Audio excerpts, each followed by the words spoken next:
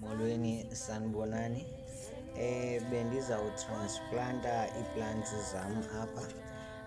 Bendisazama ukuvumbulula umhlaba wam okwazi uba ndiwujonge ukuba uselungelweni na lokuchumisa ezi plants ndizawuzifaka apha.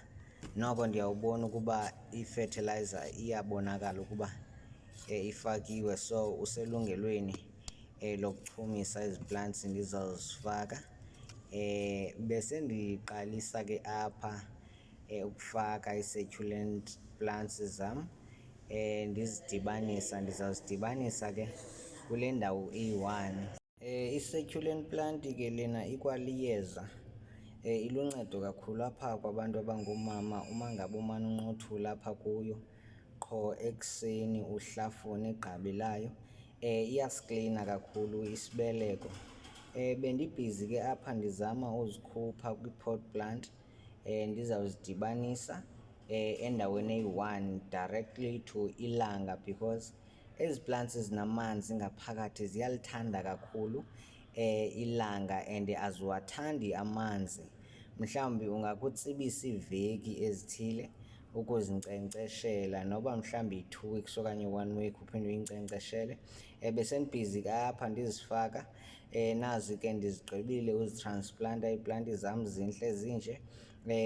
Ndagqitha ke ngoku ndaya kumhlaba wesibini apho ke bendizawufaka ikhala lam, intlaba.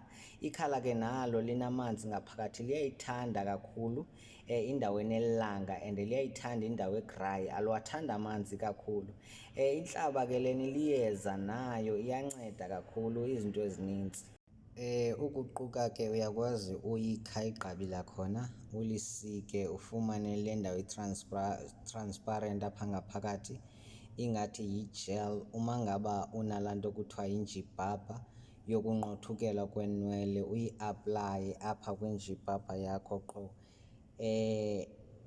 iintsuku zonke, uyimane uyiaplaya apha kuwe kule ndawo apha ngaphambili kwinjibhabha yakho.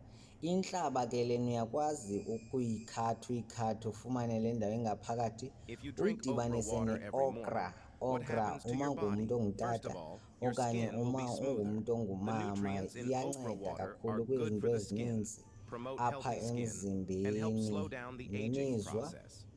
Uma ngabe udibanise i-okra udibanise nentlaba, ukhabaqala nakwi-skin ke, nakwi-skin iyanceda kakhulu usenza i-skin sakho sibe rayithi uma ngaba ungumntu onamaqhakuva okanye i-skin sakho sisibi.